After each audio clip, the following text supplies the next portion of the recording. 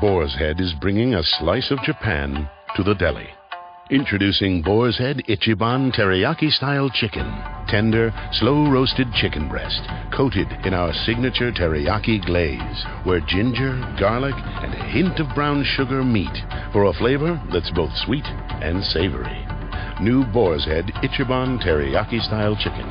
The bold flavor of Japan. Now at the deli. Only from Boar's Head. Compromise elsewhere. Blog Talk Radio.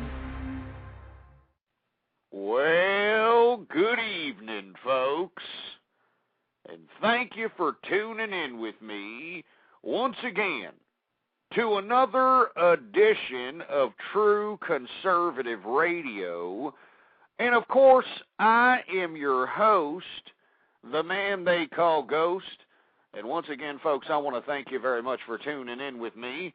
It has been since yesterday since I conducted a broadcast here on the Blog Talk Radio Network, and the only reason I came back up here for another consecutive broadcast is because obviously the word is being spread like wildfire, and I'm telling you right now, folks, the numbers are being increased, and I think it's because I'm finally penetrating the psyche of individuals, not only in America, but within the entire international community. They are finally starting to understand, they are starting to witness, and they are starting to feel the true conservative commentary that I am conveying on this fiber optically connected world we call the Internet.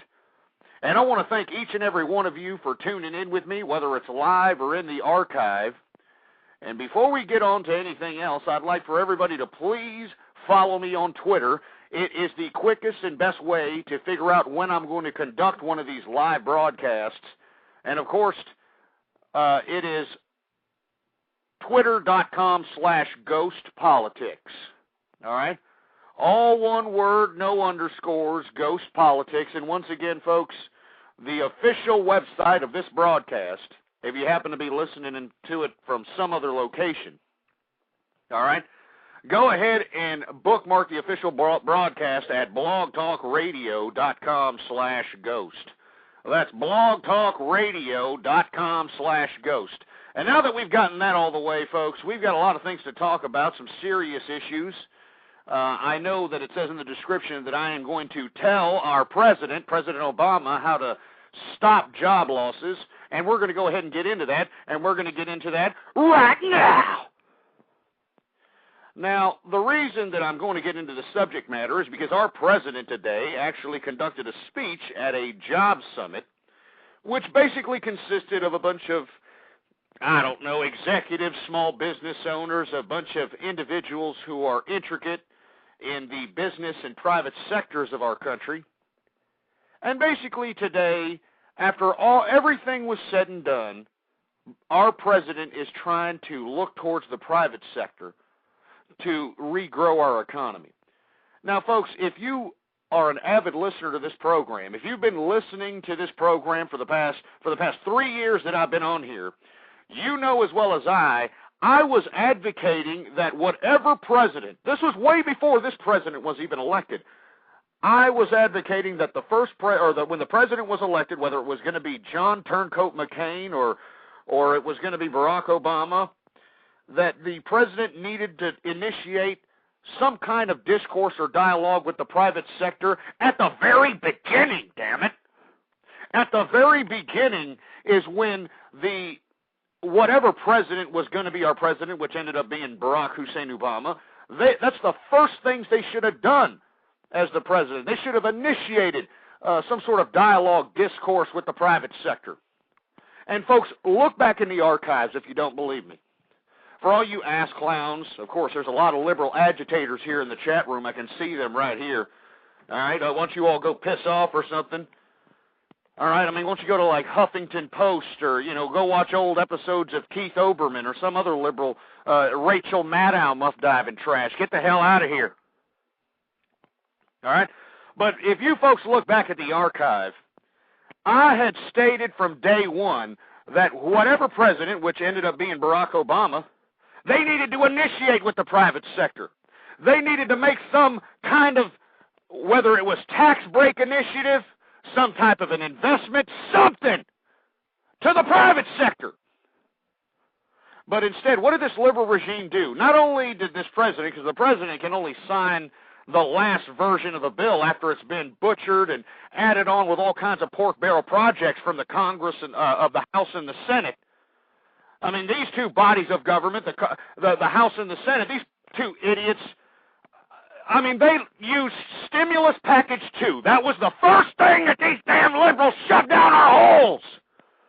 And I was out there against it. I was telling people to call their congressman, call their senator, and tell them not to vote for this ridiculous malarkey. But everybody thought it was a big joke at the time, and you can look back in the archive during those episodes. And let me tell you something, folks. I have politically prognosticated everything that has now come to pass. And I find it funny now that the liberal regime has already allowed these scumbags that basically propped them up to power, funded their liberal campaign contribution accounts. They allowed these people to raid the American taxpaying system during stimulus package 2. And now, all of a sudden, after everything's said and done, now that we know that all this stimulus package 2 crap and all these stupid pork barrel spending projects, all this ridiculous nonsense that the liberal regime has initiated hasn't done diddly squat. On the contrary, it's made everything worse.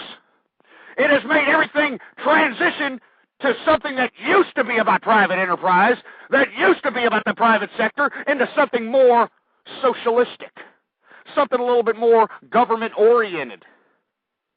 And I think it's rather disgusting.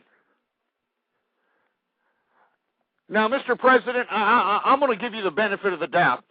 Okay, I understand that maybe you weren't involved with all the pork barrel projects and all the disgusting, wasteful garbage that was signed into the stimulus package bill. But it was your regime. It was your regime, Mr. President! I mean, with all due respect, sir, you won the executive branch. You should be able to be the leader of your regime, your Democratic Party. You should be able to just get them, gather them around, and say, hey, look, we're going to go ahead and initiate this. I need to look good. If I look good, you look good.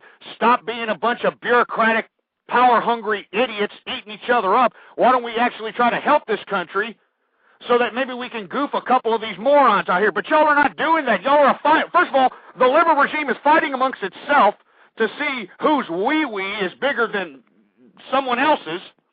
And the second thing they're doing is they're fighting amongst each other. They're backstabbing each other. Harry Reid, Nancy Pelosi, they're initiating opposing health care bills. They're opposing the president. I mean, it's a disgrace out here. It's a circus sideshow. And we need true leadership here. We need true leadership in these dire times. Because God knows that the American people has fallen asleep at the wheel. I mean, good God, we're supposed to be in the worst recession since World War II. And what are the American people doing? They're camping out in these big conglomerate multinational corporations that are distributing to them Chinese goods. Let me repeat that again. Chinese goods. And these idiots out here in America, they don't even have a pot to piss in or a window to throw it out of. They can't even make a down payment on a sandwich. And yet they're, using up the last remainder of the little stimulus package money and all the other government programs that they qualified for to go out there and purchase Chinese goods.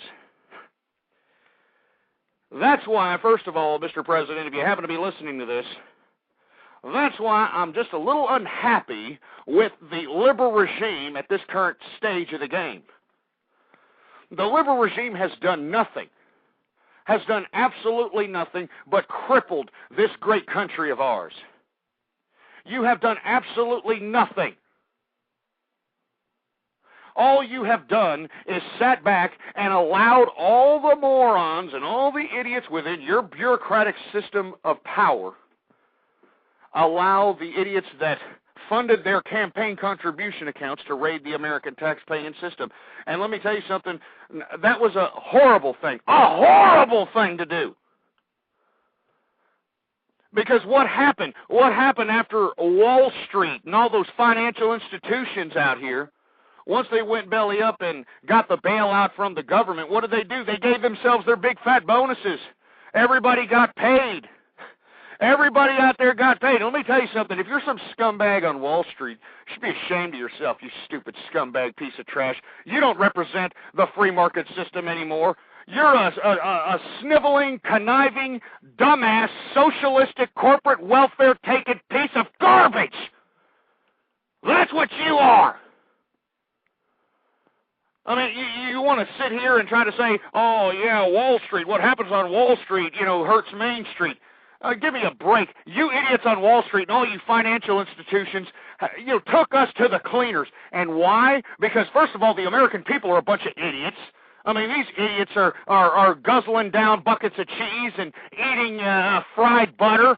They're guzzling down pork skin, for Christ's sake. They're guzzling down buckets of all kinds of ridiculous, grotesque carbonated sodas, and they're watching dumbass programming on television that's dumbing them down, and it's memorizing them, and it's mesmerizing them and making them complacent. It's making them complacent. And what did you do, you damn Wall Street financial institutions? What did you do during this financial time of absolute uncertainty? Well, you used the last remaining of your dollars, and you put it in the campaign contribution accounts of the damn liberals, and now you're going to have a great Christmas, aren't you, huh? Wall Street executives, huh? All right, you're going to have a great Christmas. That Nordstrom's, or Macy's, or one of those, the luxury catalogs of one of those big department stores, they actually are selling a flying car. That's right, a flying car. $1.5 million can buy you a damn flying car nowadays. And who's going to buy the flying car? The Wall Street idiots, the financial institution idiots. And what are you stupid Americans doing? You're camping out in front of Walmart. You're camping out in front of Walmart. You stupid, dumb, idiot, imbecilic. And then you wonder why I'm pissed. And then you wonder why I'm angry. And then you wonder why I have so much frustration at the American people. Just look at yourselves, for heaven's sake. What kind of sense do your actions make in this present-day economic situation? It doesn't make any sense one bit. Any sense one bit. And this is why I continue to come up on here and unleashing the fury of rationalism. That's what I like to call it. It makes me sick. And I want to hear from you, all right, the American people. Before I lay my outline to the American president on what I feel and what anyone with any kind of a brain would feel, the necessary steps to create joblessness, or not joblessness, but stop the job loss rate. Because we're at 10.5 unemployment rate? 10.5 unemployment rate, for heaven's sake. And it doesn't seem like it's stabilizing anytime soon. And I had been hollering about this for 3 years, folks. Look back in the archives. I challenge you, folks, whenever you have spare time, you don't have nothing else to do, download the archives in your iPod. Listen to them. I prognosticated all this years ago. These shows are timed, dated, and stamped. And when I was sitting up here screaming, people thought I was nuts. When I was saying that the economic danger was impending, when everybody was like, oh, yes, we can, and all America's going to be so great. We're going to be liberals, and everybody's going to be rich, and we're all going to be sipping on the great wines like the liberal elites, because I want to be a liberal elite. I want to be like those guys who sip on the great wines and go to the operas like La Boheme and all that. I want to do that. And now look at you. Look at where you're at now. Because of American ignorance and stupidity and complacency, it's just unbelievable. Unfreaking believable. I want to hear from you. 646-652-4869. Before I lay out my solution for the president or whoever's listening. If there's anybody that can influence the president or influence the goons in Congress, please forward him this show. Because I love this country, damn it. I want this country to be the supreme superpower of the international community once again.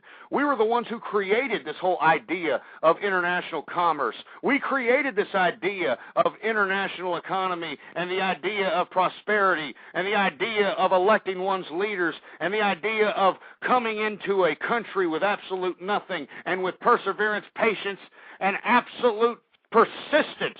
One could make themselves whatever they wanted to be. And now that whole American dream, folks, of being anything you want to be, well, it's almost gone. I mean, all you, parents out there that are raising children, luckily my children are grown. I feel sorry for my children because they have children. And what are they going to tell their children to motivate them to continue going? Huh?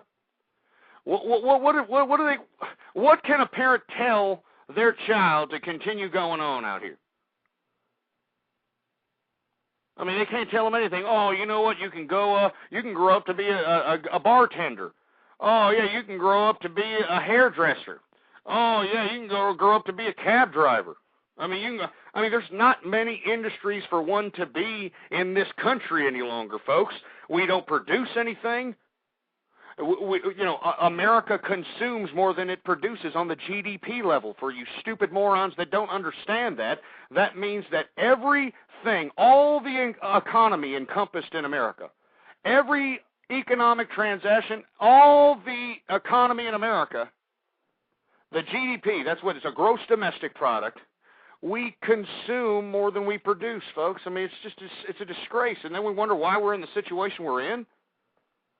I want to take a few calls before I lay this out here. Let's go ahead and, you know what, folks? Before I take calls, I know that I'm probably going to have a bunch of liberal long hairs, feminist bull dykes, or a bunch of, one-parent-raised children that are probably home alone right now when they should be asleep. We're getting ready for school tomorrow. It is a school night. Instead, they're up here on the Internet, trying to make wisecracks. I'm trying to, conduct a civil conversation in a serious discourse.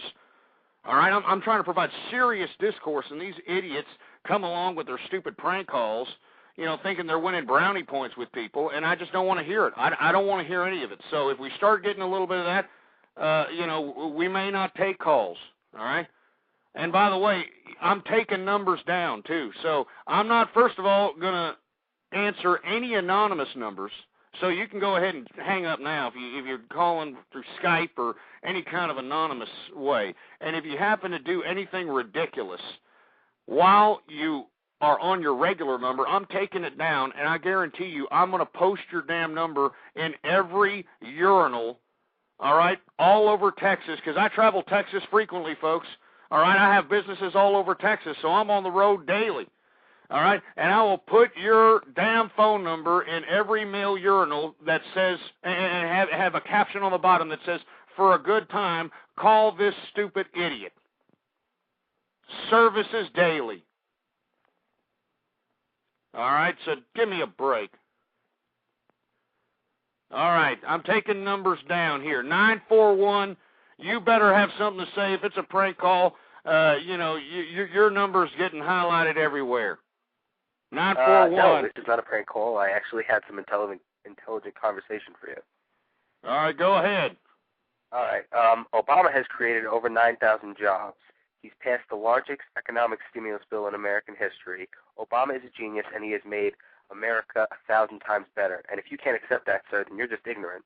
And how is that? How has he done that when we're at 10.5 unemployment? We consume more than we produce. We don't produce anything besides cheeseburgers and entertainment. And he can't even really conduct himself on an international relations level, let alone actually initiate discourse with the private sector. The private sector looked absolutely dejected during that job summit speech today. All right, I'm going to let you finish, but how can you possibly say he doesn't have good foreign relations? He's been to Turkey, he's been to North Korea, he's been everywhere. What did George Bush do? He was afraid going to other places. He said, hey, let's just bomb them. You're out of your mind. Oh, you know what? Get off the damn air. You know what? At least you're not a prank caller and you were trying to, put in some rhetoric. But do you hear this? Oh, yeah, George Bush. Don't you understand that you liberals have the entire control of this government? There's no going back to George Bush at this point. You have entire control of the government. If you think war is bad, well, then why don't you pull out of Afghanistan? Why don't you pull out of Iraq? Why don't you get the hell out, tuck tail, and leave? You're not doing it. Why don't you cut funding to the wars if you can't do it through legitimate legislative means? Because you won't do it, because you people are fake. You liberals are fake. And you have all these morons mesmerized believing that these people that are in power today, this liberal regime, is somehow going to pull them out of the subterranean crap hole that they're probably living in right now because of their own accord and their own fiscal irresponsibility.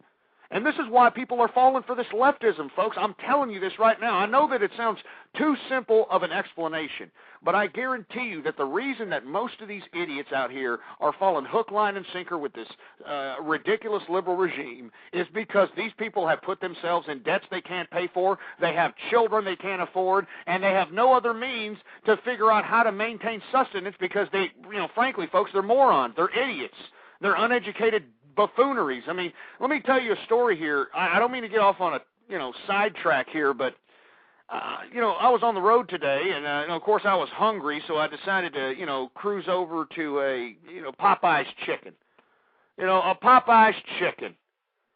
You figure you go into a Popeye's chicken, you go in there, and you should be able to, go in and out, no big deal. If you tell the person that's taking your order, all right, if you tell the person that's taking your order as clearly as possible what you want, you would think that you would get the appropriate service. I understand that individuals that are working at these establishments are not getting paid the extravagant lifestyles that they wish that they, want, all right? But, hey, tough titty, all right? So I go into this Popeye's chicken, all right, and I go in. I didn't take the drive-through either because I know all about that drive-through gig. Oh, yeah, let me tell you, these fast food workers, they're a bunch of jerk nuts. All right, frankly, these idiots will purposely screw up your damn order because it just gets them off, They know that their lives suck, so they want your lives to suck, so they make sure that if you have anything that isn't just regular cliche status quo, they're going to screw the damn thing up and make you just angrier than a damn Irishman that ran out of liquor.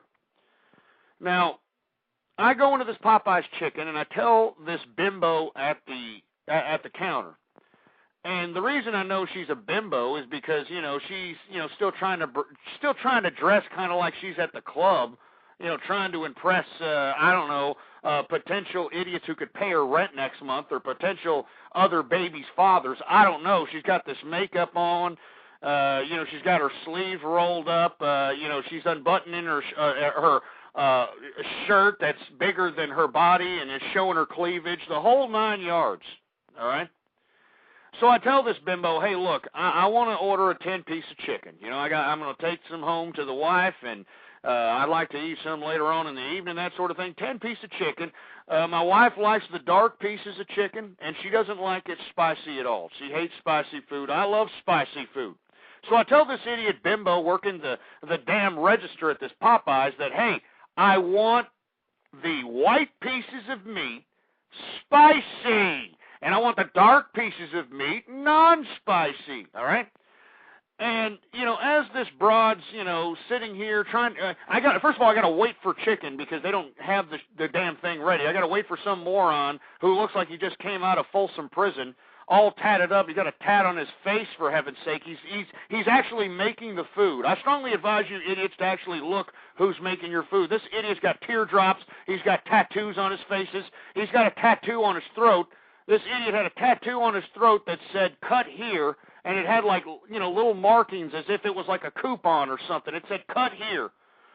So anyway, this idiot, is making some chicken, and I got to wait here for about, 10, 15 minutes. So the bimbo, just reassesses that I want white meat spicy and the dark meat mild, right? And she reaffirms it with me 3 times. And guess what happened? I don't even have to say it. Guess what happened?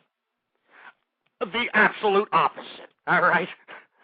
And you see, I'm the one that looks like a jerk off to my wife over here because I mean, she's like, hey, wait a minute. I mean, you've known me for, what is it? I don't know how many years here, and what's happening? I mean, it's a disgrace. All right, it's an absolute disgrace, and this is why, America is just being flushed down the proverbial toilet, man. It's a disgrace, man. You people are ungrateful. This broad should be lucky she's employed during this rough economy, and yet she's out here, thinking it's a way to meet some hard legs to, pay for her expenses or some crap. Anyway, not to get off the point here, but this is what I'm talking about. I mean, when people's lives are screwed up, they want other people's lives to be screwed up. That's what it is. They want other people's lives to be screwed up. And let me tell you, we're going to have a whole show dedicated to haterism. And haterism is not just, some urban vernacular that was popped out of some idiot's asshole on Def Comedy Jam or some crap. No. Haterism is an actual alive and well disease or an ailment or something that everyone in America is suffering from. Because what's really unfortunate is that when anyone sees anyone doing better, the old American way was, hey, I want to figure out how to get there, or I want to figure out how I can achieve that. Now, if somebody sees something that they don't have, or a stature that they're not at, or whatever the case might be, it's haterism. It's not only that they don't like this person right off the bat, they don't even know them, even though they already hate them because they have something they don't have or have a position they don't, whatever it is. But this person will actually take energy to do something to this person so that their lives can be just as miserable as theirs. I mean, it's a disgust. It's just disgraced. Anyway, folks, I'm going to continue to take a couple of callers here. 603 area code, you're on the air. Hi, I just called to listen to the show. I wasn't able to listen to it on my web for some reason. Oh, okay, no problem. Just keep listening. Thanks for listening either way. All right, 450, you're on the air. What I like about liberals is that we can actually, in the last speech they told us that Americans will be able to add up mudkips legally soon. Learn how to speak English, you stupid foreign immigrant. Can you speak English? Huh? Tu hablo inglés, tu pinche pendejo, huh? I speak French, though. Yeah, that's right. Well, you know what? I hate the French. You're a stupid moron. Go eat some frogs or something. Hey, yeah. Oh, look at me. I'm from the France. That's what I am, huh? Oh, yeah, look at me. I'm eating a croissant over here. Yes, look at all of me. All the women like me with my big nose over here. I'm from France. I'm about 4'5", yes. Anyway, if you happen to be an American person that has French descent, exclude yourself from that rant, all right? I'm not talking about you. I'm talking about these pompous-ass French jerk-asses. And let me tell you, let me explain to you about the French before I move on to anything else. That's what makes the French and their foreign policy and their domestic politics is their dumbass egoism amongst their culture, all right?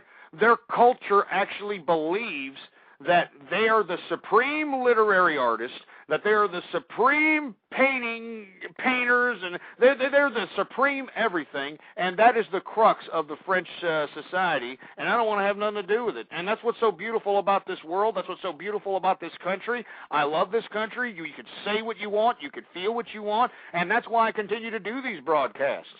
That's why I continue to do them, because this is the freedom of speech. It's beautiful. I love this country, damn it.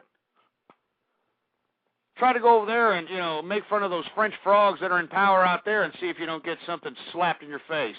See if you don't have the damn, the Foreign Legion or the French Legion or whatever the damn bureaucracy is in France. I hate France. I never studied France, except for the French Revolution. That was the only time that they ever, for some reason, got a hair up their ass to actually do something worth the crap. But the only reason that was because Louis and Marie Antoinette were being so gluttonously indulgent during a time of famine and rubbed it in the faces of the people that the people had no other choice because they were hungry, overran these stupid monarchs, and, when they overran the monarchs, they didn't know what the hell to do.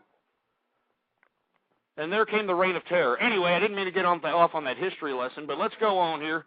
I want to talk about Obama and the president, Mr. President, I know that, I don't know, I would hope that you have the best intentions for America. But if you really want to truly save this economy, and if you truly want to stop the job loss here in this country, the first thing you need to do is you need to get back all the money that you signed off on in Stimulus Package 2. Now, I know that you can't get it all because, you know, a lot of this was allotted in pork barrel spending. But all the money that was allotted to basically give these Wall Street and financial executives all these avenues to bonus out. All these big bonuses that are being funded by the American taxpayer, you and the American government should demand that be paid back with interest. That's the first thing you need to do. Before you sit here and try to put your hand out to people and businessmen like myself who are in the private sector, we don't want it, all right? We'll sit here and survive until you and your regime are no longer around, and then we'll start conducting business as usual. But until then, until you start making wrongs right, Mr. President, you need to take these dumbass Wall Street idiots and you need to force these people to pay the American people's money back with interest. First thing. Second thing you need to do is you need to realize that we have incurred a tremendous amount of debt during wartime. All right? These wars in Iraq and Afghanistan have cost a lot in blood and treasure. They've cost a lot of money out here for the American people. And this is why the integrity of the American dollar has diminished to absolutely nothing. This is why we have the European Union, looking their noses up at us when it comes to the integrity of our currency. I mean, last week, the American currency was approaching levels of the Japanese yen, for heaven's sake. The Japanese yen. I mean, that just says it all. But we need to pay for these wars. And for you cutting and running, Mr. President, out of Iraq, that was the most disgusting thing to do. To sit here and say, oh, we're going to leave Iraq now. It was fun. See ya. Peace out, buddy. All right? How you like me now?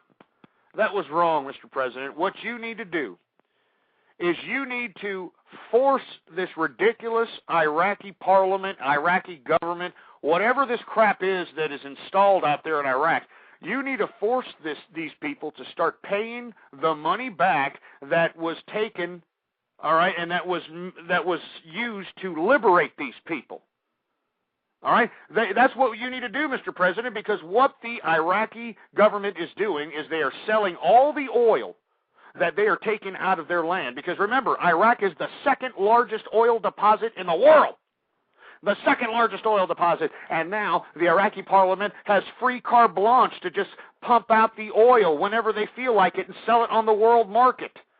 All right? They're taking advantage of $80, $75 a barrel oil, for heaven's sake. They are profiting, and not to mention, folks, they have no debt.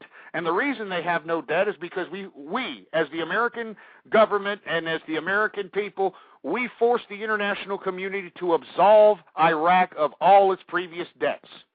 So it's debt-free, folks. This is what America did for Iraq, believe it or not. And now the Iraqi parliament is getting rich. They're going out there and selling this oil that they're pumping out, and they're selling it on the world market. They've got, I don't know how many trillions at this point in surplus, and yet we're just going out and we're cutting and running. We're cutting and running without any kind of payback. It's a disgrace. It's an utter disgrace.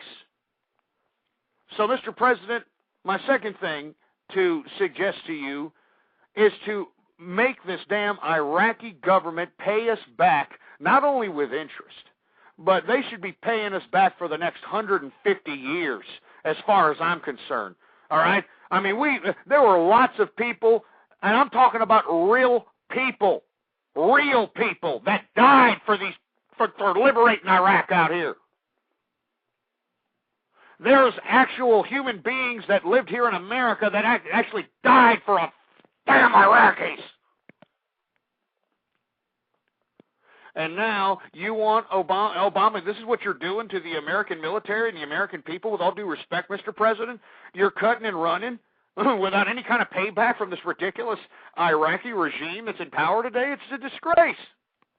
These people have surpluses. They have the means to pay us back. And if they're not going to pay us back, Mr. President, you should force this Iraqi parliament to just give us oil pro bono. That's right. Maybe you should just ask them to give us oil pro bono, all right, and we'll knock it off of their war tab, and that will cause the price of oil to drop so low that these damn idiot royal families in Saudi Arabia and the Dubai and the United Arab Emirates and all these dumb idiot Arabic and Islamic royal families that were propped up during the Treaty of Versailles at the end of World War I, these people have to be held accountable. They can't be rich anymore off of $80 a barrel world market oil prices. I mean, do you understand the possibilities? No politician thinks this way, even though the politicians have the ability to think this way.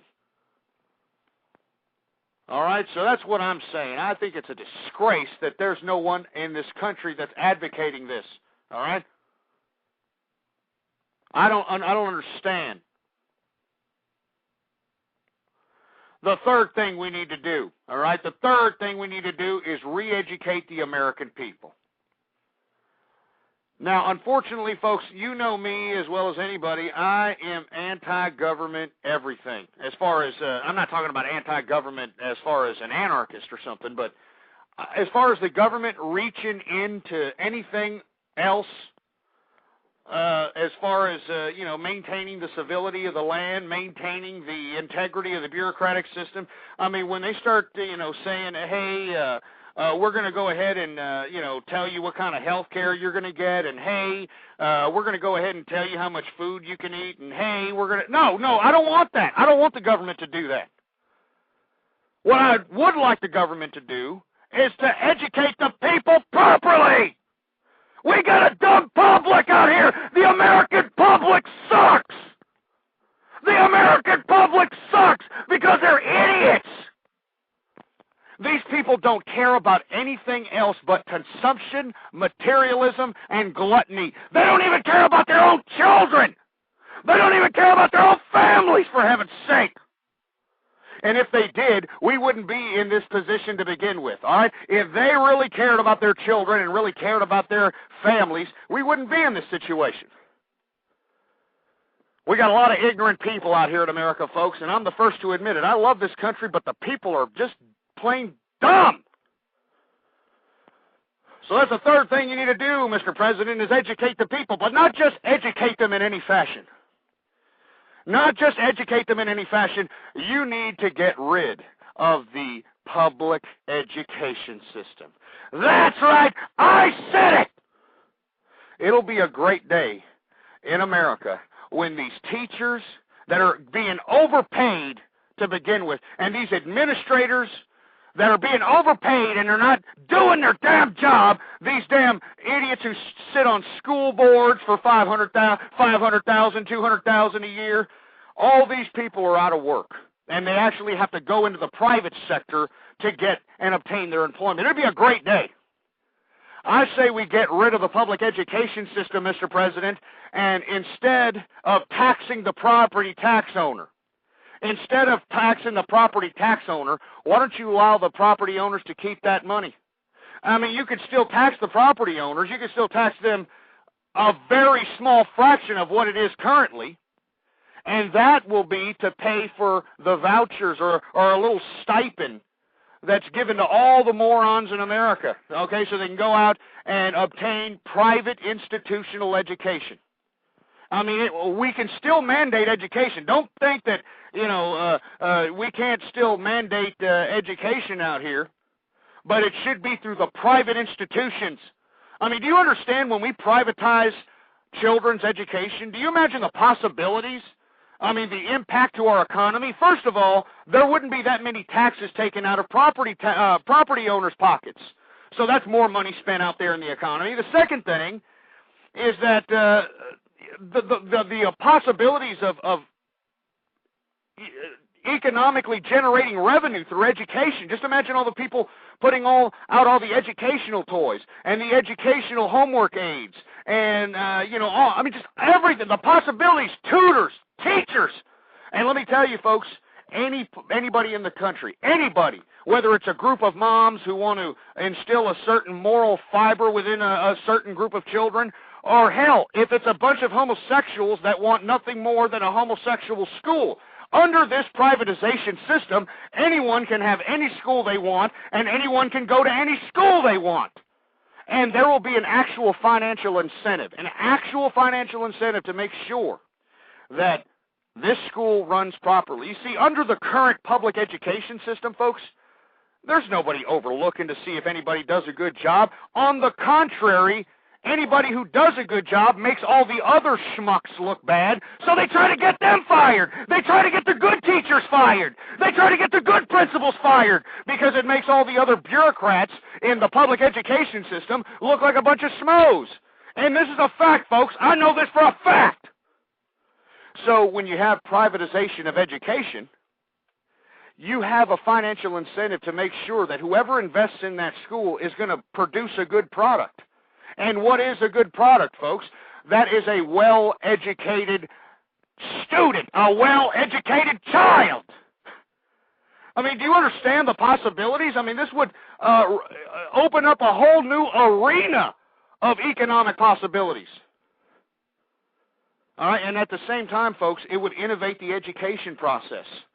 I mean, the private sector, I guarantee you, folks, you privatize education, the private sector will actually invest millions upon, if not billions of dollars into educating the populace, because they want to educate a populace.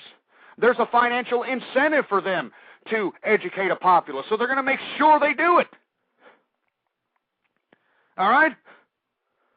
I mean, this is what I'm telling you, folks. This is what I keep telling you. That is the third thing. I don't know, I've lost track. All right? Hopefully, Mr. President, you're taking notes, because I've got a lot of things to say. This economy is rather complicated. It can't be just said in a couple of sentences, folks. So re-educate our people, and not only that, take out the public education system. You want to help our economy? That's the thing you have to do. Another thing you have to do, Mr. President, is you have to go back to the international trading negotiating tables with China and South America and Mexico and all these other imbalanced international trade agreements that we have with all these countries. We need to take them back to the negotiating table and say, hey, okay, y'all are industrialized already. There's no need for us, America, to basically bankroll your industrialization, because that's what America did, folks. When you were out there slaving your ass off at whatever job you do, and out there, busting your ass, getting your kids the $100 Nikes that were made in China, getting the nice $500 phone, all this crap that was made in all these other damn countries, you were funding the industrialization of another country. Because under these international trade deals, it is absolutely impossible for an American company to penetrate the Chinese market. They have devalued their currency to the point where it's impossible for Americans to actually penetrate the Chinese market unless you're a multinational corporation. Unless you're one of these corporations that just unbelievably multinational. That's the only way. That's another thing, Mr. President, you need to do, and you haven't done that. On the contrary, Mr. President, what you've done is you've gone to China and you basically cowered to them, with all due respect. You basically equated China as the dual superpower, and I'm using your words, Mr. President, the dual superpower with the United States. And I beg to differ with that, Mr. President. They are not a dual superpower, all right? They are a communist, scumbag, anti-human piece of bureaucratic crap. I hate the Chinese government. And I don't use the word hate ever on this program, but I hate the Chinese government and what they do to those poor people. I know we're going to get into this subject later on in the program, but I'm going to talk about Guinea, Africa. In Africa, Guinea, They're having, civil unrest out there. The juntas are killing all kinds of innocent people. And you've got the United Nations. The United Nations saying that they want to, instill crimes against humanity against some stupid junta leader. Well, we're going to talk about all that in a second. And yet, I remember very vividly Tiananmen Square. When those students, those poor students of Tiananmen Square, were out there protesting in a pacifist manner. They went out there and they stood in front of Tiananmen Square and conducted hunger strikes. They conducted all kinds of mass protests in absolute peace in hopes of bringing the communist regime into a more capitalistic and a more free society. And they were hoping, and it was an unfortunate calculation on the students of Tiananmen Square, but they were anticipating that when the world saw the Chinese people wanting to get rid of the communist regime, all right, that the world would come in and actually back up the people and actually help them if the government of China did anything to hurt them. And we all know what happened at Tiananmen Square, didn't we? The Chinese government, the communist government of China killed the people of China like they were dogs, like they were animals, like it was no big deal. And these poor students did absolutely nothing. They caused nothing more than civil unrest, just camping out, committing hunger strikes. And the Chinese government mowed down there's no official number, but the numbers are in the tens of thousands. Just mowed these poor kids down because, we want to continue the power structure of the communist regime. And with all due respect, Mr. President, you claim to be a man of the people, and the liberal regime claim to be men and women of the people. But to, equate China, as a dual superpower and to give it the type of respect that you gave it was just a slap in the face to everyone that's ever fought against communism and died fighting against communism. I understand that we have to do business with these morons, all right? I understand that. I'm not stupid, all right? I mean, what the world is doing to China is it's basically utilizing China's apparatus, okay? Because China has a bureaucratic system that is based on this secular communist notion.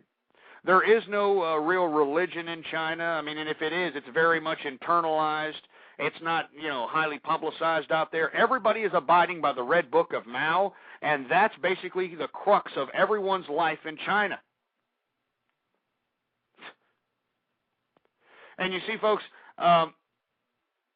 what I'm saying is that how can you sit here and say that you are men and women of the people when this regime that you claim to be dual superpowers with and that are praising have killed all these people? Anyway, I lost my train of thought because I'm reading the chat room here, and I got a bunch of milky lickers, posting a bunch of, spamming a bunch of garbage here.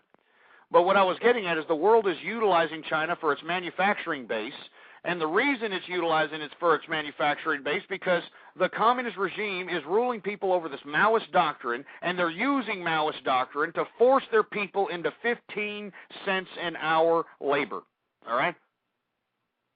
15 cents an hour labor. So everybody in the world is capitalizing off of the manufacturing and cheap manufacturing of China. And how is anyone else supposed to compete with 15 cents an hour in the international community? I ask you that. Anyway, before I get into what else we should do about the economy, I want to hear from you. 646-652-4869 is the number to call. Let's go ahead and take a few callers here. 843, you're on the air. Hello. How's it going? Pretty good. Yeah, I've been listening to your views, and I think I've got conservative views myself, and I think what you're saying is pretty on point, I mean, with the oil, like you were talking about the oil and stuff, everyone knows that Iraq has over 9,000 oil barrels, Shut up, you stupid moron. All right. So here we go to the 9,000 again. You see, this is what I'm talking about here. We're talking about serious issues, and you got some, fruity-ass little, probably pre-teenage moron calling up thinking that he's going to fool me by saying, yeah, I know all about the oil and all that stuff. You see, these people are too stupid to do a prank call. This is what I'm telling you about America. We're this dumb, Mr. President. Are you hearing this? This is our country here. I'm trying to provide civil discourse about political subject matters that affect us all, and this is America right here. This is it. This is it right here, Mr. President. But I'm assuming that you and the liberal regime already know that, because that's how you bamboozled these morons into believing your propaganda. You know? It's really unfortunate. This is America, though. This is why it is a absolute, almost a necessity. Damn near. It is a necessity. What am I talking about? It's a necessity to re-educate the people if we're going to somehow remedy ourselves of any kind of economic further disaster. And I don't understand why we're not doing it. Now, the fourth thing we need to do, and the president has already attempted to do this, he did this about a couple of months ago, and I announced it here on the show, is he is investing $80 billion into research and development. But I disagree with the president because he is utilizing the taxpayer money to invest in research development. What I suggested before this president was even elected is that whatever president was elected should initiate discourse with the private sector and give them tax benefits or tax breaks so that they can initiate research and development. Because that's what's going to take us. That's what's going to take us somewhere. Research and development, folks. We need some type of ideas. We need individuals to figure out the needs of the future and the needs of today, and then they need to figure out solutions for those needs. And once they figure out solutions for those needs, well, then lo and behold, we've got ourselves a new fledgling economy again. I mean, why were the 90s so great? I know the liberals like to say that, oh, it was me, it was Bill Clinton.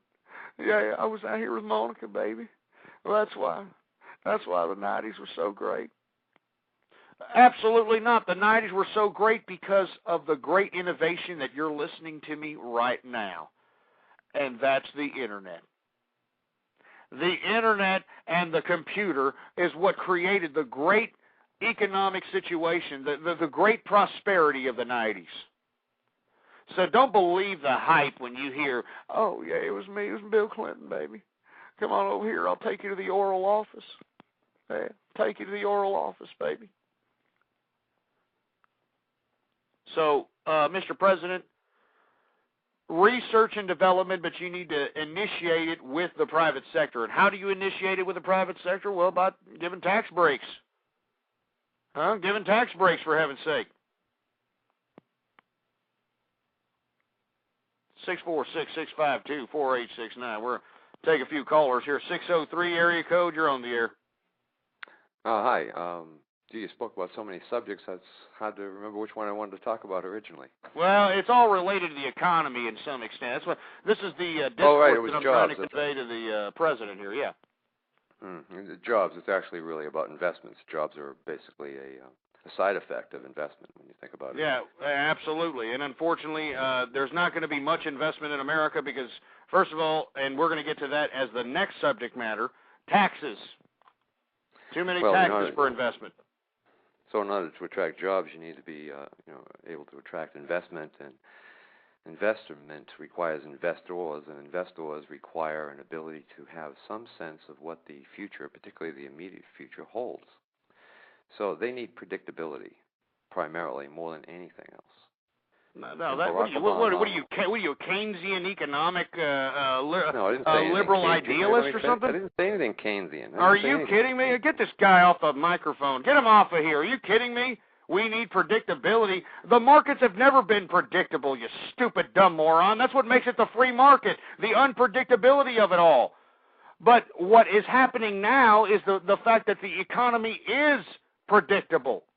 The economy is predictable right now. Why? Because, well, first of all, private sector jobs are losing, and public jobs that are funded by the American taxpayer are raising. I mean, give me a break. Predictability, it's not predictability that we need. It's political infrastructure that's not going to go against the free market system. Not predictability. Give me a break. Give me one time in world history, in any economic span of time, where there was predictability. If it's predictability, it's communism, you stupid asshole! If the economy is predictable, it is communism, you stupid dumbass! I mean, that's how stupid people are out here! Jesus Christ, man! God! You people want communism! You people want communism! And it makes me sick!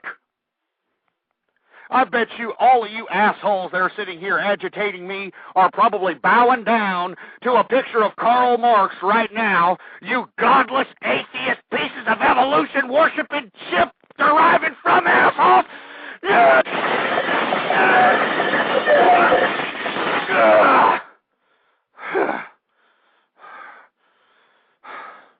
I mean, give me a break. Predictability. See, I bet you this asshole worked on Wall Street. Yeah? I bet you he worked on Wall Street. Give me a break. Predictability. No, we don't need predictability, you Wall Street asshole. We need opportunity. Opportunity. Let me repeat that again. Opportunity. And what creates opportunity? Production. What creates production? Needs. What creates needs? Well, we have to figure that out, you stupid moron. Makes me sick, man. These individuals in this country. It's no wonder. Do you hear this, Mr. President? Are you listening to these stupid American people? Give me a break. I don't know whether to take a call or not, for heaven's sake. 858, you're on the air. Hey, you're a nigger commie and the president is listening to your damn show. What? You're a nigger commie and the president is not listening to you. All right, well, I got your number there, 858-344. Should we go on anymore so the whole world can hear you, so they can call you all night tonight? Go for it, dude.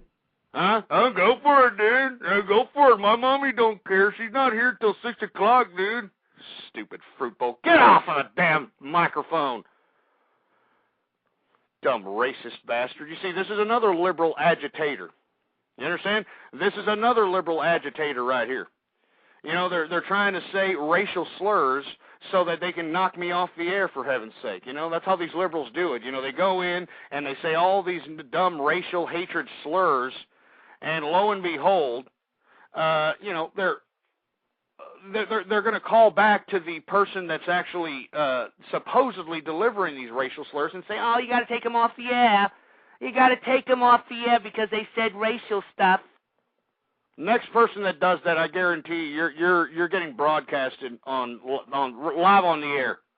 All right? You're getting broadcasted live on the air. So you better want phone calls all night, you stupid liberal piece of crap. You better realize I'm giving you fair warning, you stupid morons. 808, you're on the air. Hi. I was just wondering, you were talking about Japanese yen and the economy, and Obama's causing job losses, right? You don't know what you're talking about. Give me somebody else, please. Can you give me somebody with some intelligence, for heaven's sake? I mean, you know that's a dumbass, idiot American young person. You know, you want to know why? Because that's how they're taught to think. You know, little fragments. You know, because they're taught to take tests. Remember, that's the standard. A test. All right. A test. Oh yeah. The way I can beat the test is the way I can know the multiple choice test is if I remember those key words. And he remembered the keyword yen. He remembered Obama. That's all he remembered. And job loss. That's all he remembered. A typical stupid American piece of crap.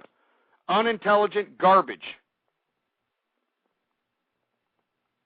So I'm not going to give your number out because I just think that you're stupid, and you know you were probably calling up the prank call, and now that you're put on the spot, you were shaking in your nutsack, and there was nothing you could say about it. All right, I want to hear substance, for heaven's sake. 703, you're on the air. Hi. Okay, so can I first possibly have a similar promise, in which case that you basically let me speak just for a moment. Every person who's called before me, I've noticed, has... You're speaking now. Just say it. Okay. Please let me speak and say everything I'd like. Say what you have to say. Okay, number one, why are you so disrespectful to everyone? For those who actually support your message, you call them ignorant. Why are we possibly so ignorant? Maybe our education system sucks. Hello, are you there? Why? Hello? Period. Hey, you're cutting in and out. Why don't you pay your phone bill? You're cutting in and out. Say it again. Hello? Are you gone? You were cutting in and out there. Hello, lady, are you there? I can see you're still on the air. Are you what, did your phone go out or something? Hello? Oh, good Lord. I mean, this is what I'm talking about, folks. I mean, I just don't understand. I mean, I gave this broad the opportunity. You understand? I mean, this is what I'm telling you people. You know, I was like, okay, go ahead and speak. And lo and behold, what did she say? Okay, well, I just want a chance to speak. Well, then speak. You know, I mean, nobody has a pair of nuts anymore. If I inspire you to call me because you want to tell me something, well, then sound off like you got a pair, all right? Whenever I talk to you people, I'm not out here saying, you know, sounding like some little 13-year-old boy that just saw his first prostitute or something. Give me a break. 661, you're on the air. Hello. Hey, what's going on? Okay, man, I just have one thing to say, and please just let me finish. The thing is that you were talking about letting schools go private sector. Now, if you let schools go private sector, I have one thing to say. Have you gone to college lately? Have you seen how much books cost? I recently paid $220 college kid, huh? Oh, look, and you see, this is how dumb college kids are. And I'm going to keep you on the line, 661, so I can get you a response, so don't go anywhere. But here's a stupid, pompous-ass little college kid that's like, oh, my God, have you been to college? It's just too expensive to go to college. And you see, they're going to college and they're not learning anything. I mean, what they don't understand is the reason college costs so much is because the government has its hand in it, you stupid dumbass. All right, don't you understand that, you know, they have all these government grants for all these morons to go to school and they get an education, huh? Oh, yeah. I mean, all you have to do is be damn near under $40,000 a year, and you can get a free government grant, all right? A free government grant from the government, and you know, these government grants are taking seats in every college institution all over the country. So lo and behold, when all those seats are already taken, they only have a limited amount of seats to profit from. So that's why the cost of college is going up the roof, is because the government has its hand in it. All right, it has its hand in it, for heaven's sake. You know, there's a guy in here by the name of Ozone who put it, I mean, you know, a long time, about 3 years ago, and I want to thank you for tuning in, Ozone. He said it better than anybody. He said, let's say some idiot in the middle of town was out here selling apples. He had 10 apples he sold every week. And every week, 10 idiots would come in and pay $5 an apple. All right? Oh, yeah, let me go ahead and let me have $5. Yeah, let me have an apple. And every week it was just consistent, $5 an apple. Well, let's say that one day the government came in and said, hey, I'm going to take away 5 of your apples, and I'm going to distribute them to whoever I feel or I see fit, all right? That's who I'm going to do. I'm just going to take it and just give them out to whoever I see fit, and that's all there is to it. So the next week, the man comes with only 5 apples because the government took all the 5 apples and, you know, bought them, you know, before he even got to the marketplace, all right? And now the marketplace was expecting 10, but now it only has 5 because the government had already taken 5. I mean, do you understand what I'm saying there, college boy? That's why you're paying so much for college. You're paying so much for college because, lo and behold, you're not learning anything from there, and, you know, that's why everybody's making lots of money on you morons. And secondly, you know what, I shouldn't insult you. Go ahead, 661. Go ahead. Okay, would you have even possibly considered that I'm also a business owner? I'm in the state of California, one of the worst states in the country. Oh, what are you, a pot salesman? I bet you're a pot salesman, aren't you? I'm a pot salesman? Yeah, you're one of those pot shop guys or what? No, I own a general contracting business. A general contractor? Oh, so you're hiring illegals then or no? Absolutely not. You better not, you piece of crap, because let me tell you, if my conservative movement comes to power, we're going to prosecute you idiots for treason. Right. Well, I have never hired an illegal immigrant. Well, I hope for your sake you're telling the truth. Go ahead, sir. Okay. Well, what I'm trying to tell you, dude, is the idea I'm trying to convey to you is if you even try to make public schools go private, you're going to be asking for education prices to skyrocket. It will happen. No, it won't, because I mean, do you understand there's an unlimited amount of income when it comes to the market of education? There's an unlimited amount of market. So that means that everybody that's born in the world, or at least in this country, is going to have to get an education. So that means the market's never going to decrease. So how in the hell is it going to skyrocket there, brilliant economics guy?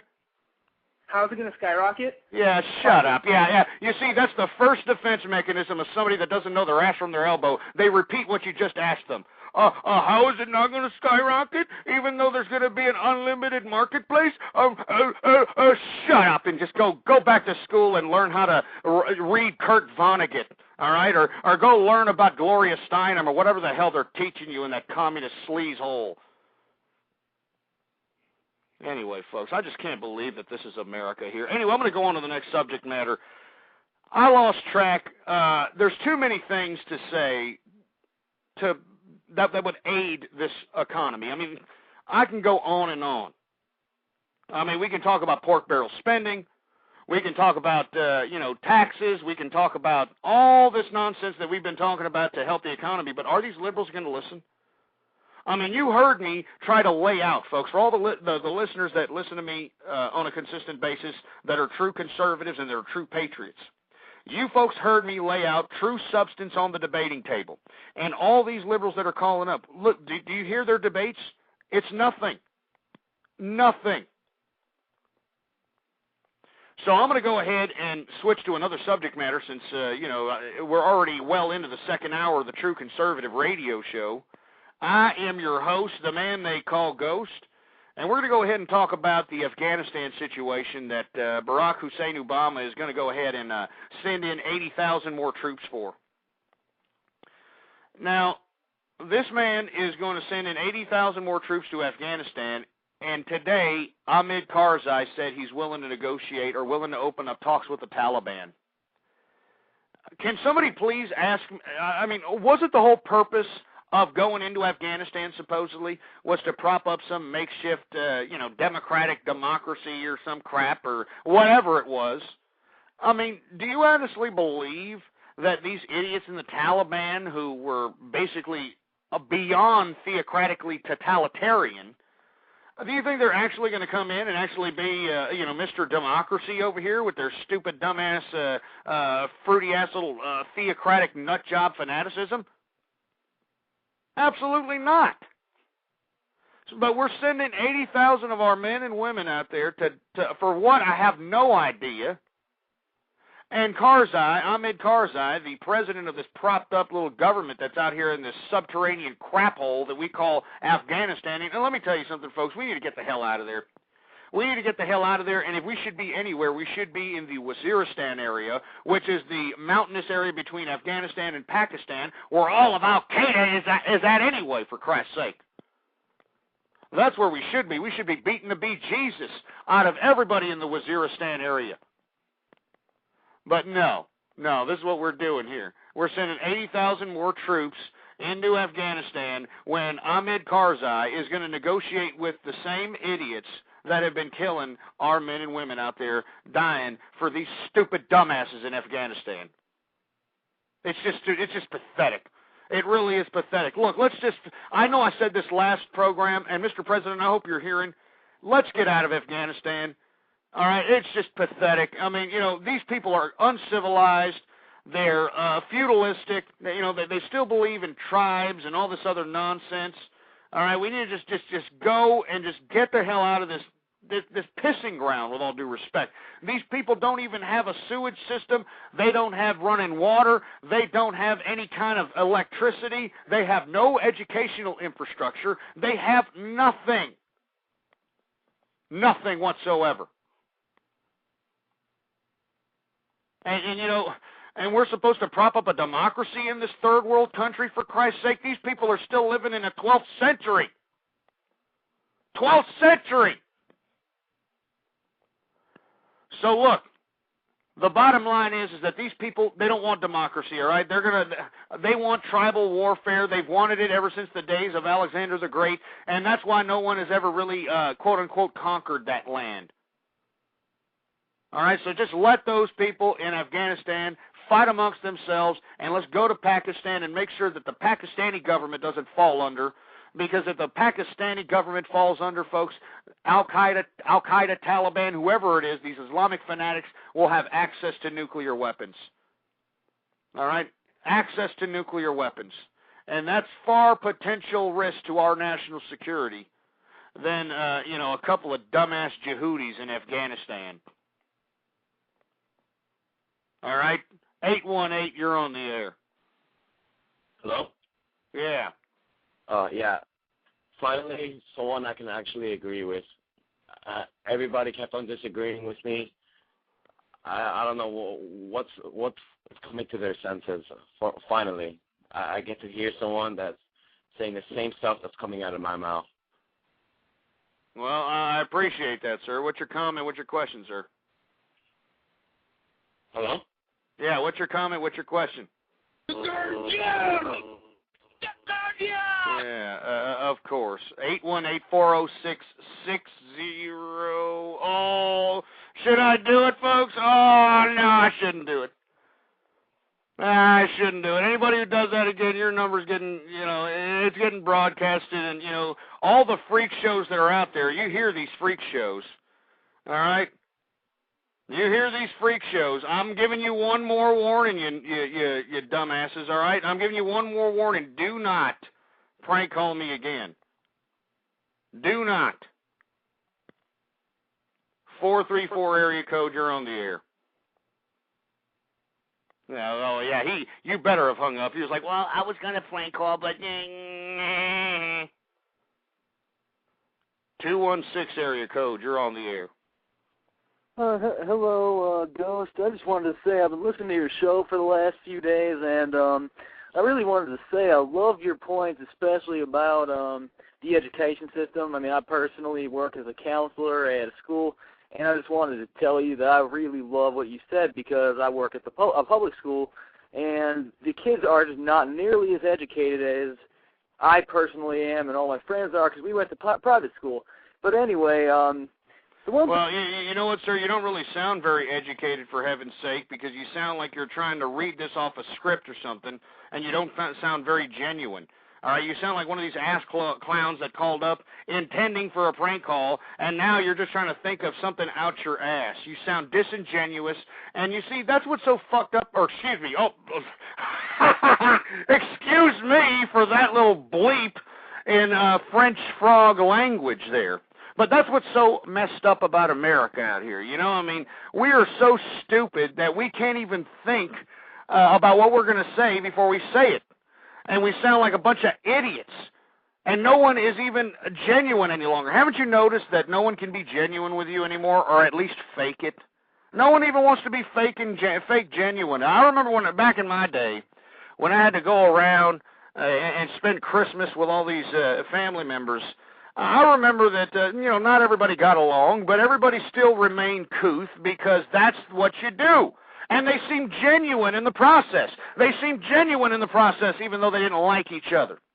But lo and behold, look at us now. Huh? We are so stupid we can't even fake like we're genuine, for heaven's sake. Man, that's how stupid America is. That's why I'm cursing all over the place. Jesus Christ, I sound like a damn sailor that just hopped off of a World War II ship and started beating people's asses right off of the bat.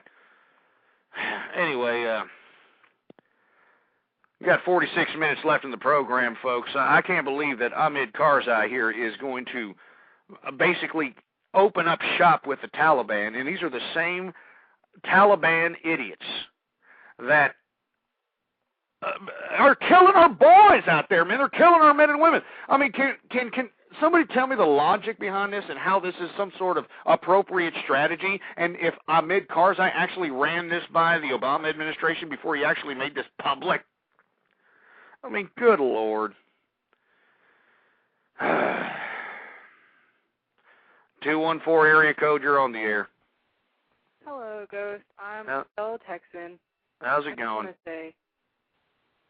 Hello? Okay, yeah, I just wanted to say I don't have enough money for a flying car, but I also don't have enough money for health insurance, and so I don't have any right now, and I was wondering what kind of advice you could give me. Well, what's your current financial situation? I don't have any income at the moment. Okay. I don't mean to pry in your personal life, but why don't you have any kind of employment? I'm a student, and I'm going You're a full-time student? as a student right now. Yeah. You're a full-time student. What's your major? Graphic design. One of those Graphic design. How come you're not getting like private sector jobs out here on the side to try to pay for some health insurance for yourself? I'm trying to get out of school as soon as I can so that I could get a good job whenever I get out. You know? Yeah. Well, no, but do you understand? I mean, that's not much of a plan. You're not really planning stuff out. Why is it my fault that you don't know how to plan? Why is it the taxpayer? But you're giving yourself an excuse though, man. You're giving yourself an excuse saying, well, I'm a student and I can't do nothing and I'm just here and there's nothing I can do. I mean, that's not my problem. That's not the American taxpayer's problem. That's your problem. Well, I didn't blame it on you. I was just saying, Well, no, I understand. I'm not. No, I don't mean to get down on you, but I mean, your situation is much like most of these students that are hypnotized by this healthcare initiative whatever you want to call it, this project or healthcare bill, whatever you want to call it. But what you don't understand is that the reason that the healthcare industry is so much money is because the insurance is involved in it. We shouldn't even have insurance in healthcare. And that's what most of these morons out here don't understand. They don't understand that, oh, well, I shouldn't even really be paying insurance. But why am I paying insurance for? They're nothing more than a middleman from me to the doctor, so why exactly is the insurance company even relevant in this equation? Well, no one asked that question because people are morons. All right, people are idiots.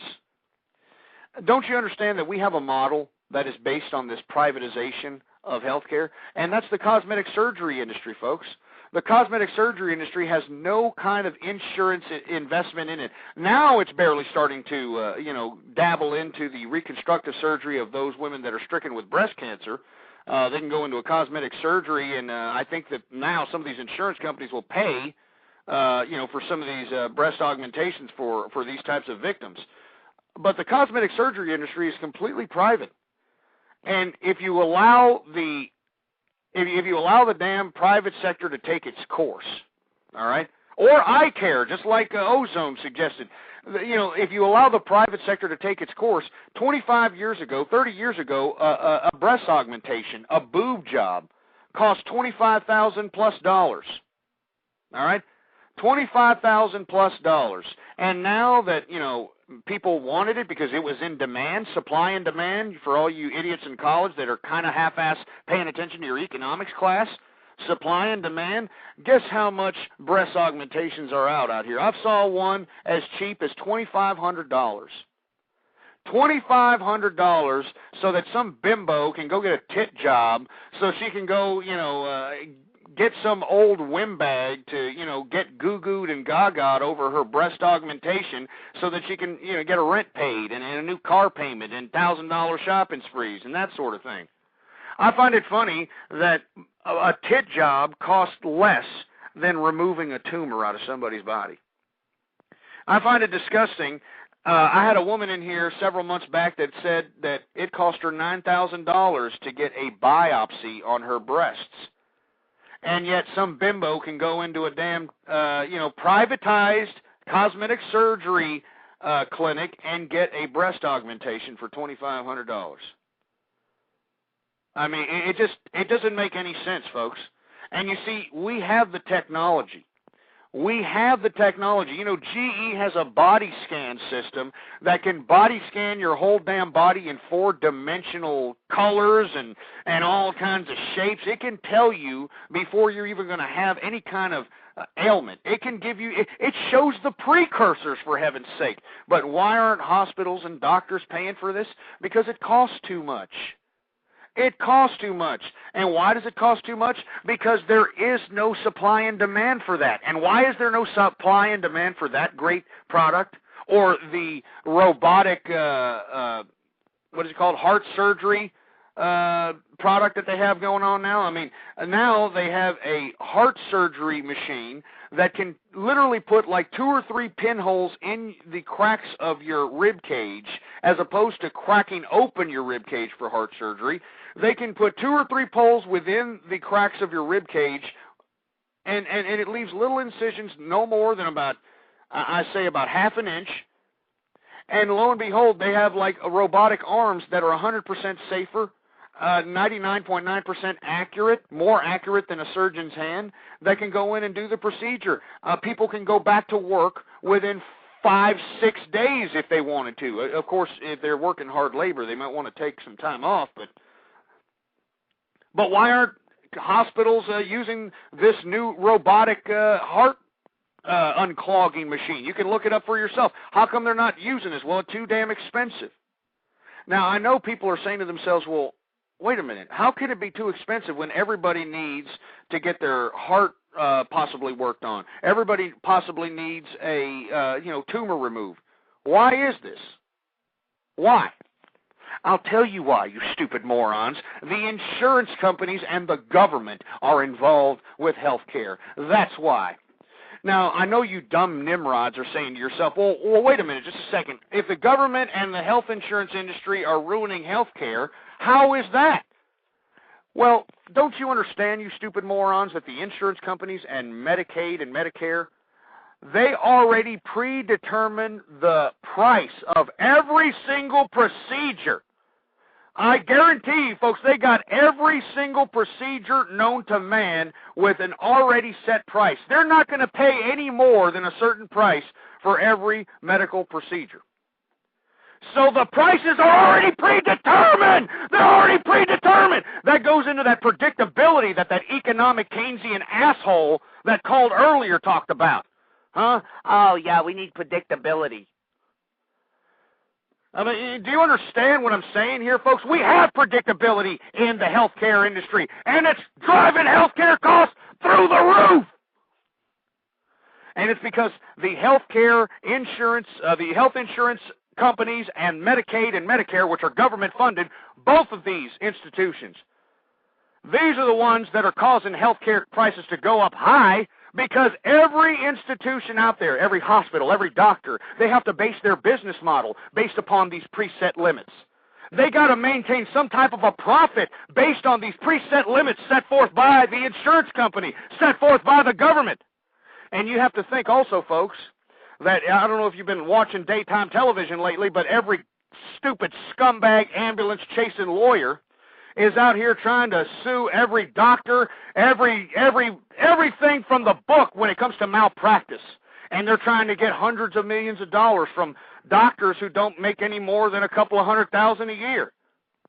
And this is what's screwing up healthcare, folks. We need tort reform. There was some bimbo, a couple of weeks back that got, $2 or $3 million because she got 7 teeth removed instead of the initial 3 teeth that she just needed removed. So she got 7 teeth removed.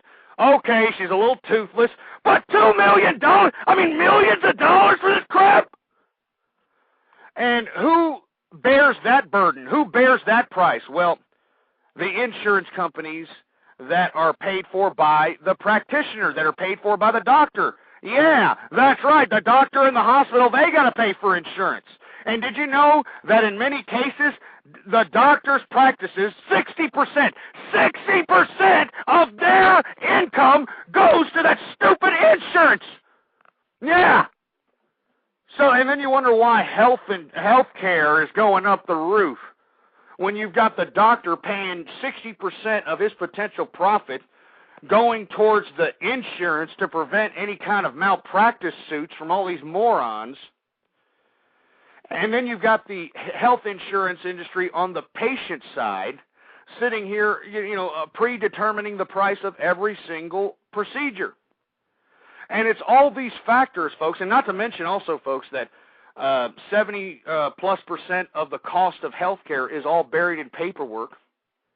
Yeah, why don't you read old Dennis Kucinich's old bill that he's been proposing about universal health care. I mean, it's an interesting bill. I'm not saying that I abide by it and I don't agree with it, but it's interesting how he describes in the bill that 70+% of health care costs are in the paperwork.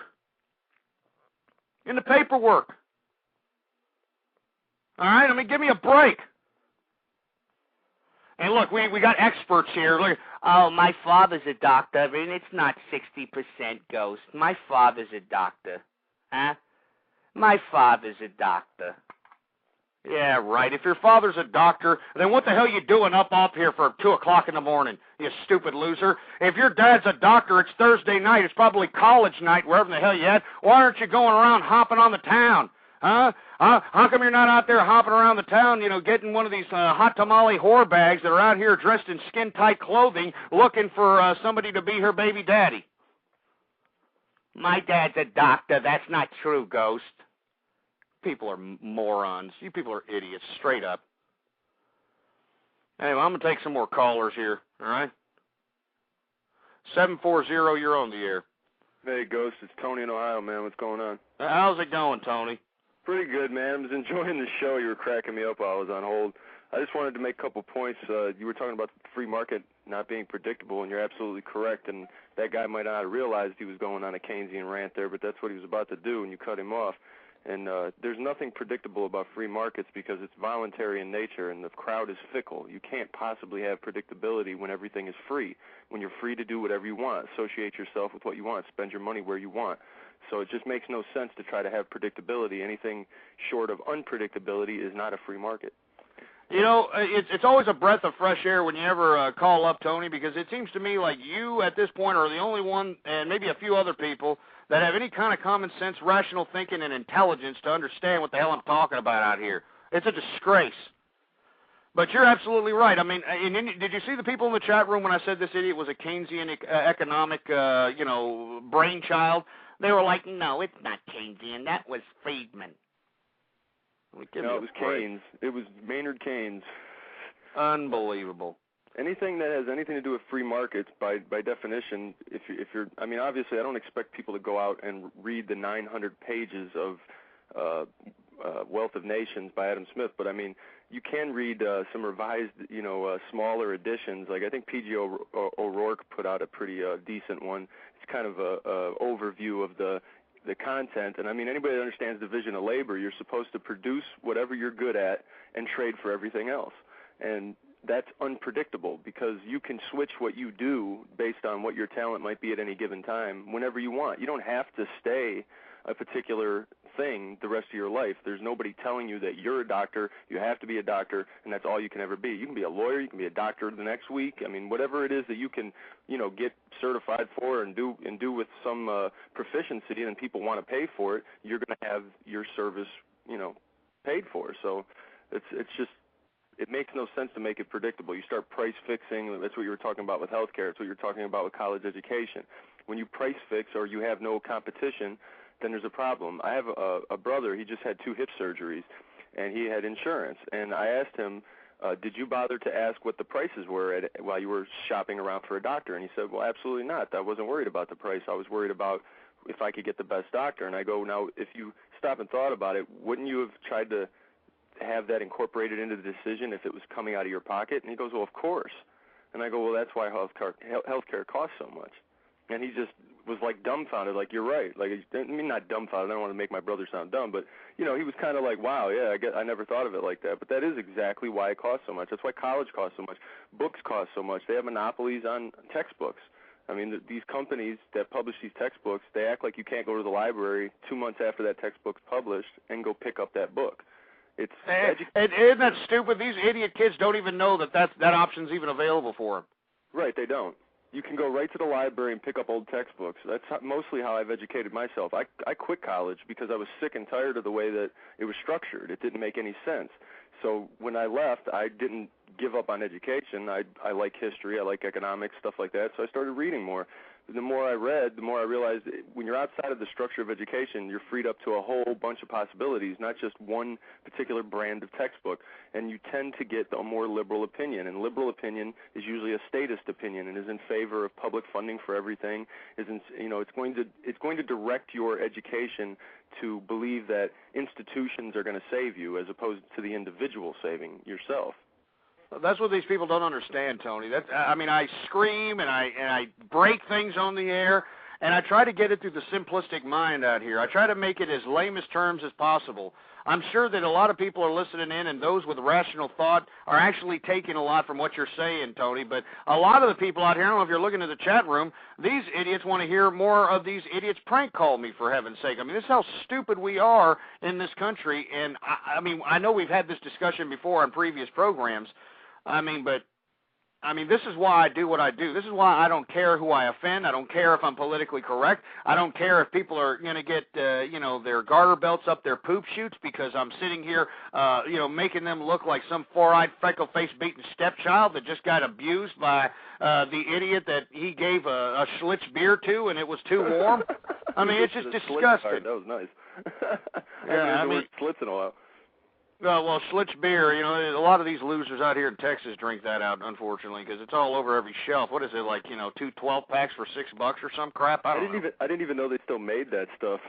Yeah, they still made it. I can't believe they still don't make it from that, pullable top, for heaven's sake. Remember, you just peel that crap off and then throw it on the ground? I'm surprised they don't still make it like that. You were going to talk about taxes earlier. I didn't think you got to it, but I was going to chime in on that too, man. I was wondering what major change would you like to make to the tax system? Obviously, I think we'd all like to get rid of the income tax, but would you like to replace it with something, or some people are in favor of the fair tax. I don't mind the fair tax idea, although I don't like the prebate system. I'd much prefer an adjusted rate for people in poverty, so that we don't have a massive government dependency program. Because it's very similar when you look at I don't know how much you know about the fair tax. The prebate system looks very scarily similar to citizen income in northern European countries, which is you pay poor people up to the level of poverty whether they work or not. And I don't like that part of it. But other than that, I would like to shift to a different tax system. What's your take on that? I would like to somehow preserve the current tax system, but without applying so much tax to people. I do believe that we need a certain level of taxes, but do I believe that it should be to the extent of the current situation? Absolutely not. And the reason I say that we should just keep the current infrastructure is because it's pretty much already in place. And anything that would try to revolutionize the system, in my opinion, if you look at history and whenever America tried to do something revolutionary, when they tried to take away the central bank after Andrew Jackson, the history after that was completely unpredictable, turbulent, and very poverty-stricken because every state was distributing their own currency note, and nobody knew what state was legitimate or what. It was just an absolute mess. Now, the only reason I'm coinciding that with the tax system is because I believe the similar situation would happen if we have a national sales tax or a fair tax. I feel that what we need to do is just understand the current tax system and be able to understand where all the tax money is actually going. And, you got a lot of conspiracy theorists out here saying that, I believe that we should get rid of the Federal Reserve, and that's going to, end all problems and that sort of thing. But I'm not one of those people who obliges to that persuasion. I think that the reason that the Federal Reserve is, possibly took their eye off the ball when it came to Greenspan and this interest rate situation that basically caused all this debacle was because nobody was paying attention to the economic situation nor the political situation. And in my opinion, the Federal Reserve is an independent organizational group that is going to dispense the money. It is independently operated, separated, not entirely controlled by the government, not entirely controlled by the people. And when both of these entities take their eye off the ball, and there's plenty of information about the Federal Reserve. It's all the money mechanics system, how money works, everything is on there.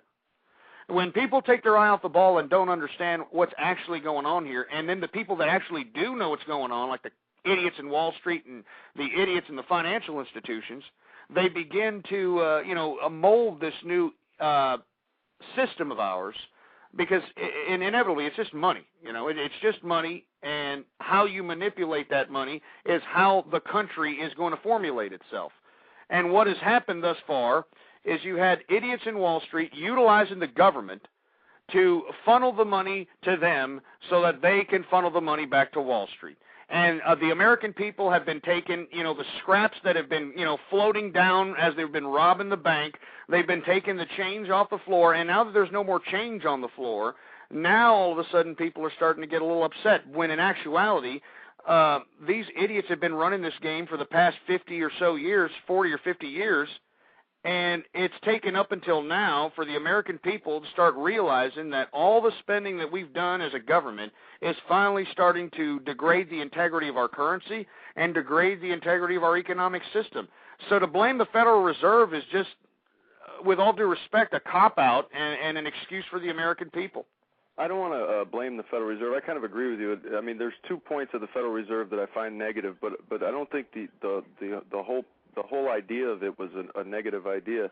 The problem I have was like what you were talking about with Jackson, was there's no exit strategy for him. He didn't have any forward plans after the bank. He just wanted to end the bank. Him and the guy that ran the bank had a major squabble, and the guy that ran the bank was more of a mercantilist, and Jackson just inherently, he wasn't very smart when it came to economics. He just inherently knew something was wrong with letting bankers run the country. But I think when we got away from the bank, I think it was the Bank of the United States at the time, and got to the Federal Reserve, we cured a few of those problems. The only problems that I see is that they control the interest rates, and I think the market should control the interest rates. I think when we have uniformity of interest rates, that was done for predictability for investors, and what that did was lead to a central control of the interest rates for every state, which is fine, to a certain degree, but then you have malinvestment when they keep it too high, and they never pull it back enough. They always say they're going to, but it is politically motivated. These guys are reappointed sometimes based on re-elections and stuff like that. Absolutely. But I disagree with you on the interest rate thing, and the only reason I say that because we may have gotten by with a independent regulated interest rate back when modernity wasn't prevalent in our modes of production. But now at this point, I believe that it's a necessity because, let's put it this way, the interest rates basically regulate the flow of currency outstanding.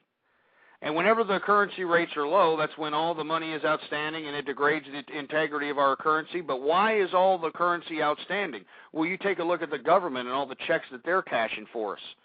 You take a look at all the pork barrel spending. It's not America, and it's not the Federal Reserve. The Federal Reserve is an independent operating force that regulates interest rates.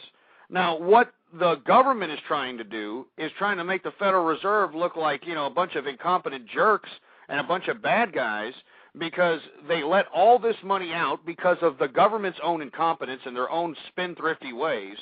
And now, I don't know if you're reading or hearing about Bernanke's testimony amongst the Senate panel there.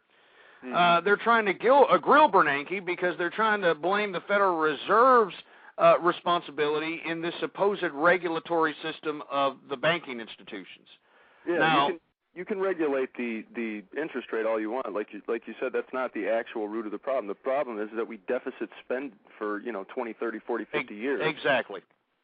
Yeah, that is the root of the problem. I would agree with that. Yeah, and you see, the interest rate for the Federal Reserve's purposes is to call back outstanding notes. And it's a definite necessity to regulate interest rates because I don't think it causes any kind of predictability. I mean, we had a similar situation like this during the 70s when Jimmy Carter was in office, and he decided to do all kinds of nonsense. And before you know it, we were in the 70s. We were waiting in lines for gas, for Christ's sake. I mean, it was just as bad as this time. The only difference is we didn't have iPods and Wii Fit and internet to occupy our time. Yeah, that was one of the few examples where I think it was Volcker that was in at the time at the Federal Reserve Chairman. He was That's right. One of the few times where they did the opposite of what they usually do, which is keep rates too low for malinvestment. They did the opposite, which was went too high and just screwed the whole economy up. Just had wreaked havoc on the entire system. Exactly. Well, I mean, what it did, it did cause a little bit of poverty, unfortunately, but that's the whole concept of the free market. You know, some people are going to win, some people are going to lose. You know, and that's what these liberals don't, you know, they focus on the negative aspect that, oh, you lost and you're never going to get yourself back up. So here, why don't you coincide yourself with the collective ideology where we'll take you aboard and we'll give you your house, your car, your job, we'll give you spending money, we'll give you everything. And these idiots get sucked into that nonsense when in actuality the free market system is the best opportunity for everyone. And historically that's been a proven fact. And unfortunately, because of our lack of intelligence or lack of education and a bunch of dumbed-down idiots, you know, we're suffering from, you know, something unprecedented. And it's basically crippling the great society that we've had thus far. What's sick is that people, especially the ones that are young, that think they're lefties right now, they're going to, I think Winston Churchill said it best. I mean, I'm going to misquote probably a little bit, but I'm going to paraphrase as best I can. He said that if you're in your 20s and you're not a liberal, you have no heart. And if you're in your 40s and you're not a conservative, you have no brain. And I think a lot of that's true. I think a lot of these people are coming from a heart point of view when they're young.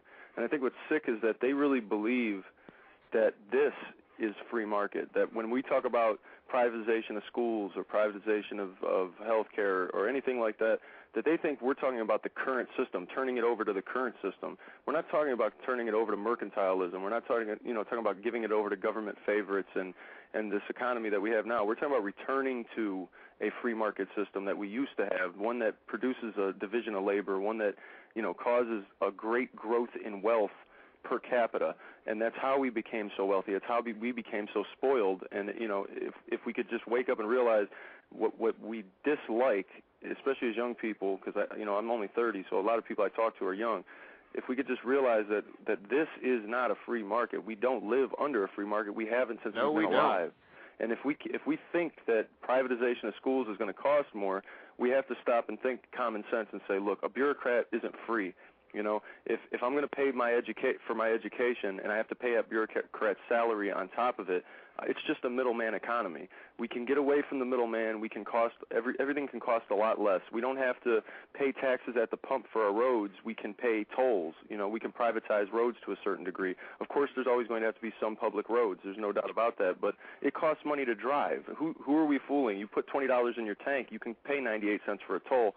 And it just makes sense to stop sending money all the way to the State House so that they can send it back to your local contractor, and you have to pay the guy in between. It's a middleman economy. I tell you, I wish that more Americans thought like you, Tony. It's really breathtaking to hear that you're 30 years old. I mean, you're still coincided with this youth that's so prevalent nowadays, and I hope that the young people that are calling up, prank calling, you know, trying to win brownie points with the cyberpoon on, you know, whatever chat room they're chatting in, hopefully they're listening to you and realizing that not everybody has to be some no personality having unintelligent Adam Lambert worshiping jerk off, and they can actually read and learn that this country is ours, the people. But if we're going to fall asleep at the wheel, this is the consequence of those actions, man. I want to thank you very much for enlightening us, man. Do you want to plug something? Do you have a show or a blog or something? Yeah, I got a show on here, but I do it randomly. I haven't done an episode in a while. I've been really busy just trying to make some money and pay my bills in this bad economy. But, I mean, it's www.blogtalkradio.com/Tony in Ohio, and you capitalize the T, the I, and the O. It's all one word, but with the capitals for each of the separate three words.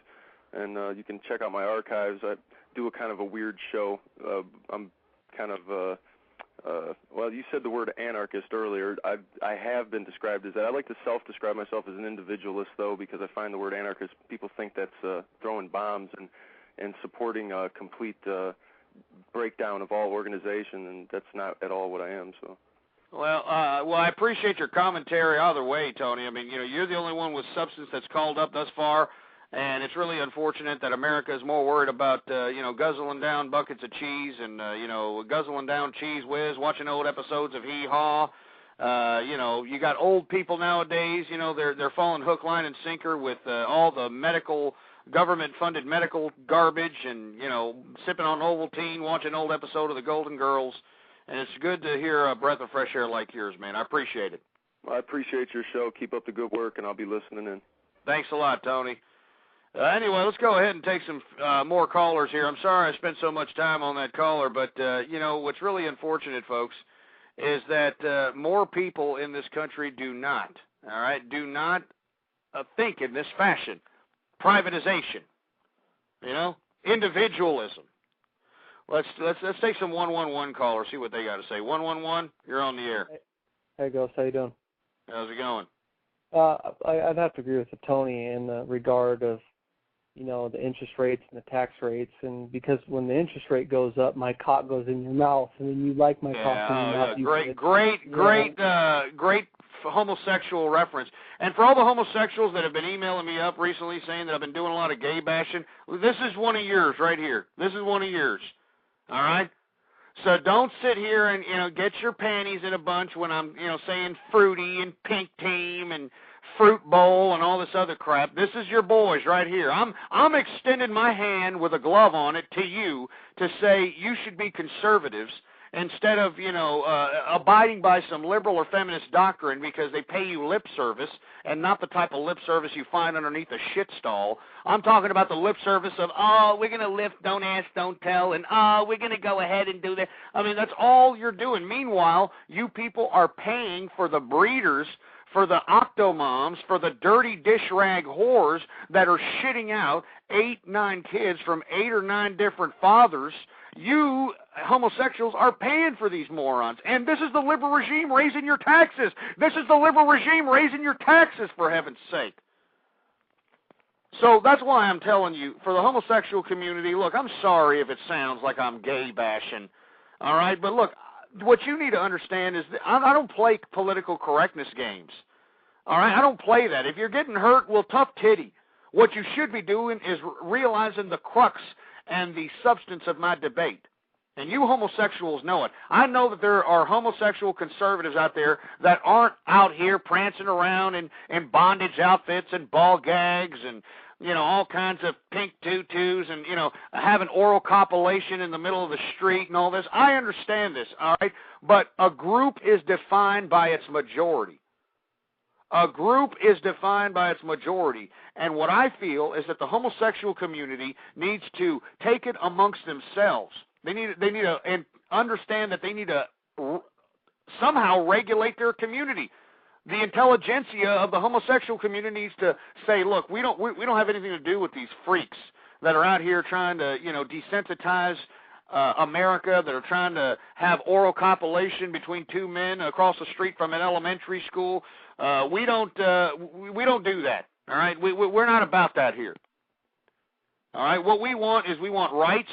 The homosexuals want rights. We want, if we have a monogamous partner, we want to be able to have tax benefits like married couples, but not calling it marriage. We want to be able to see our partners when they happen to be sick in the hospital. I understand that. I understand that. I'm not trying to regulate what you're doing in your bedroom. Like I said, I don't care if you idiots are giving each other daisy chains or giving each other, you know, homosexual choo-choo trains. I don't care. I don't care what you're doing in the privacy of your home. Just don't pull the shades up and, you know, don't go out there out in the open doing this sexual deviant crap.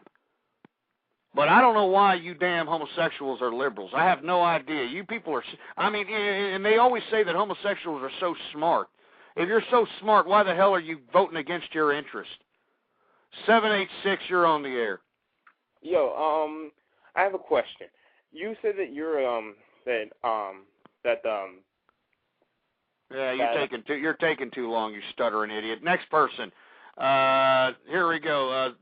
410. Well, you're taking too long, too. We ain't got time here, you stupid morons. Grow a pair of balls and start talking. 517. Hey there, Ghost. What's going on? Good to hear you. Gotta try to catch it every night. Appreciate it. I'm glad to hear, was it Tony was his name that was just on? Yeah. Hey, wait a minute. You sound like one of those fruit bowls that called before. Here, oh, no, I'm just saying, I'm getting... Yeah, get off the microphone, you stupid moron. All right, let's go. 1111, you're on the air. Hello? I can hear you breathing. Hello? Well, you're too busy whacking your pecker shaft off to some naked picture of B. Arthur or something. All right, 1111, you're on the air. Well, they hung up. How about you? 111, you're on the air. Hello. Hey guys, how are you doing? How's it going? Yeah, you were talking about Obama sending troops to Afghanistan earlier. Yeah. I wanted to comment on that. Go for it. I enrolled in the military. I'm from Philadelphia. When I first told my mom, she got scared and said, "You're moving with your auntie and uncle in Bel Air." I whistled for a cab, and when I came near, the license plate protection. Hey, how about you really talk to me there? How about you really talk to me? How old are you? I pulled up to the house around 7 How old or are 8, you? How old are you? Tell me how old you are. And I yelled to the cabbie, "Go home, smell you later." I mean, what a fruit bowl. You see what I'm saying? Homosexuals, these are your boys right here. This is your clan right here. I hope you're proud of yourselves, homosexuals. 1111, you're on the air. Well, too late. 302, you're on the air. The game. What? No. I mean, do you see what's going on here, folks? I mean, I'm trying to take callers here. 000, you're on the air. Hey, Ghost, what's up? It's the Ozone. Hey, what's going on, Ozone? I mean, do you hear this liberal garbage that's going on here? Well, it sounds like you can smell them out pretty quickly. Yeah, well, they call here often. As you can see in the chat room, I got about 100 of these idiots in here trying to cause a whole bunch of ruckus, but at the same time, I've got people that are of conservative values, of true American patriotic thinking, that are out here wanting to get some commentary in hopes of, preserving the American Constitution and the integrity of the American way. So what's going on, Ozone? Well, I wanted to talk a little bit about what you were saying about healthcare. Liberals got to understand that, first of all, a free market is a free people. You can't, if it's not a free market, the people are not free. If you're not free to trade whatever you want, produce whatever you want, or buy whatever you want, then you're not free. So free market is the same exact thing as free people. But also with healthcare, like you were saying, it's all fixed pricing, but there's even worse news. You're only allowed to buy from insurance companies that state politicians set. So it's not a free market. When liberals say free market failed, the healthcare is the furthest thing from free market. You're only allowed to buy from 1, 2, or 3 insurance companies that your state politicians told you have to buy from. You're not free to buy from whoever gives you the best rate. You have to buy from 1, 2, or 3 in your state. That's a monopoly. And the same politicians that give this monopoly also give all insurance companies since 1945 antitrust exemption. When the liberals were complaining about the oil companies, they understood, and when people can fix pricing and set up monopolies, they can raise the price. They blame the oil companies. But the liberal laws that are in place now, they give insurance companies monopolies and price fixing ability by law, and they don't say a word about it. Because these people are idiots, Ozone. These people are morons. Do you hear these people, for Christ's sake? These are the same people that bought the pet rock and that voted in that fruity-ass gay bondage exposing on the American Music Awards Adam Lambert. I mean, I just don't. I'm glad that there's people like you, people like Tony, that understand and that still have rational thinking and understand how the American way of life used to be. But nowadays, you've got these people sold on this liberal garbage, and I don't see any end in sight. I don't know if you do, but I don't see any end in sight. Yeah, there'll be an end. There'll be an end. The conservatives are going to have to. We have to vote. It's the politicians. It's not the insurance companies. It's not the banks. They do what they're supposed to do. If the lawmakers tell them, "Hey, you have a monopoly in my state," then they do it. It's the politicians. We vote for them. We're so comfortable, and most Americans, they don't want the government to do anything for them, so they don't really think they have to vote because they're not looking for anything from the government. But now the government's so out of control that now they realize they're going to have to go to vote because not because they want anything from the government. They just want the government to stop destroying the country. Absolutely right there, Ozone. Anyway, I'm going to go ahead and end the show here, Ozone. You have anything you want to plug here, man? just my show is blogtalkradio.com/Democrats are lost. Add me to your favorites, you'll get it because I don't have a schedule. But thanks for taking my call and keep doing what you're doing. No problem, Ozone. It's always a pleasure, man. You go back to the beginning when I started this whole damn show, so I appreciate your commentary, man. I appreciate your show. Thank you. Thanks a lot.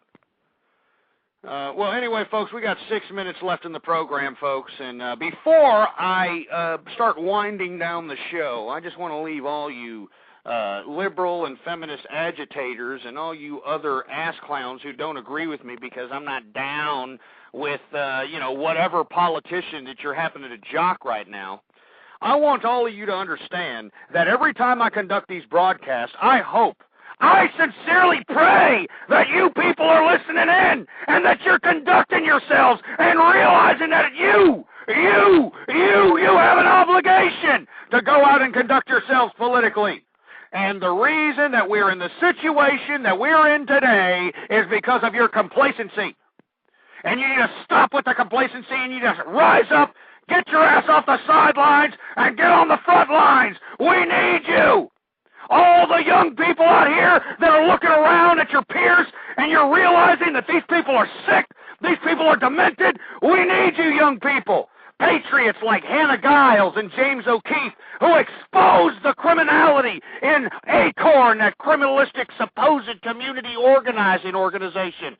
We need you people. We need you patriots.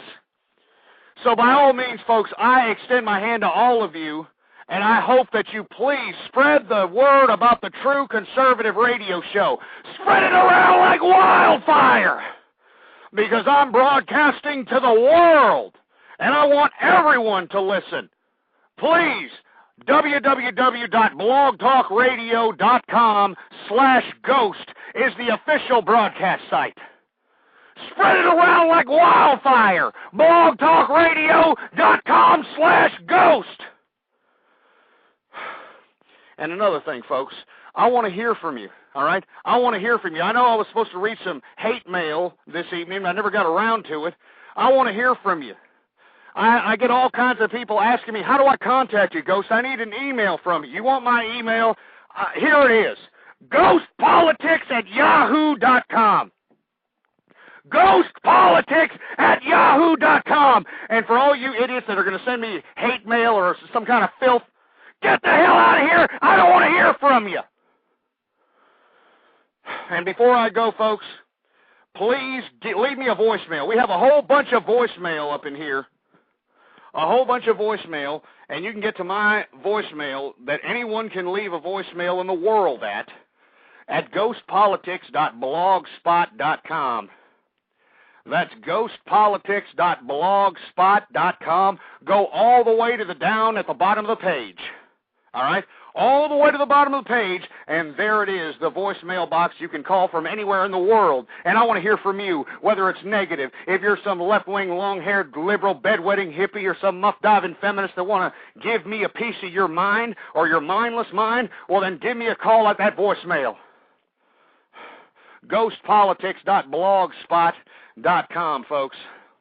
Remember, the reason that we're so popular, folks, the reason that you're seeing, hundreds of people in the chat room is because it's all word of mouth. I don't promote this show, all right? I'm not out here plugging it everywhere. I am hoping that you understand that we need true conservative commentary, and it needs to be spread around to everyone who has ears to listen. Because if we don't, our country is going down the tubes. I mean, look around us. Our country is going down the tubes. And what are you going to do about it? What are you going to do about it? Why don't you do something? Why don't you get a blog? Why don't you get, go to a chat room? Why don't you go to a forum and tell everybody about the True Conservative Radio program and tell everybody about the conservative principles and the conservative movement and contradict liberalism as much as possible, folks. Contradict liberalism and feminism. Expose the contradictions. Unair it like a dirty, smelly urinal. All right? I mean, expose that damn thing. I mean, this is what we need. Anyway, folks, I am going to go ahead and have another show on Tuesday, same place, same time, 12:30 a.m. Central Time Zone. This Tuesday, folks, we are going to have a serious debate about marijuana reefer, cannabis, whatever the hell you want to call it. And, you know, I don't know if you folks are avid listeners to me, but sometime in February of 2008, I found a bag of marijuana on one of my employees. You can look back in the archive for the show. And I've had this stupid bag of marijuana since then. I'm pretty sure it's old. It doesn't have any potency or whatever the case might be. But I am willing to possibly smoke it in the device I found it in, just to put myself at risk to see what the hell the big deal about marijuana is, huh? Oh, yeah. Oh, yeah, man, we need pot legal like it is in California. Maui, wowie, man. So next Tuesday, 12:30 a.m., mark it on your calendars. Ghost Smokes Pot on the air, and I'm putting myself at risk for you. And, of course, folks, these shows are sporadic. They are sporadic, so please add to your favorites the official website, and also follow me on Twitter. Follow me on Twitter, all right? And the name to follow is Ghost Politics. It's Ghost Politics all around. Ghost Politics on Twitter. Ghostpolitics.blogspot.com. Ghostpolitics@yahoo.com is the official email. I want to hear from you, folks, so get back to me. This Tuesday, I am going to go into a serious discussion, and we're going to talk seriously about this dumbass marijuana reefer. Anyway, long live the conservative movement.